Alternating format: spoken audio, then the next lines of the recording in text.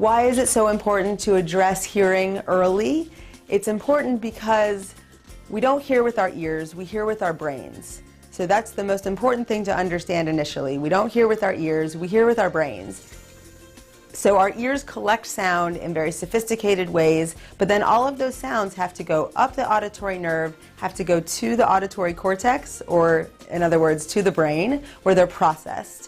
And that processing is different depending on if you're in quiet, or if you're with friends, or if you're in a noisy restaurant. And so our brain is where all of that happens. So when you have a hearing loss, or when you're having some hearing trouble or some hearing struggles, the reason you need to address it earlier rather than later is because the longer your brain goes without that sound, or is existing without a complete signal, the harder it is for the brain to process that sound. So I often compare it to, imagine you put your arm in a cast and you left it there for years. The average person waits 8 to 10 years from the time they notice a hearing problem to the time they come to see someone like me, an audiologist. So if you put your arm in a cast, let's say for 8 to 10 years, and then you took the cast off, would your arm work?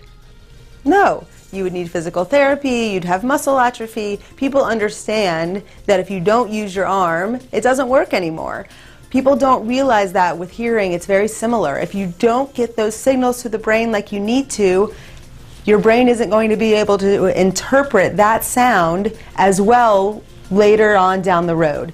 It's a long analogy, but I think that it's absolutely applicable, and it helps people understand, and it makes sense of what we're talking about and why it's so important to address hearing earlier rather than later.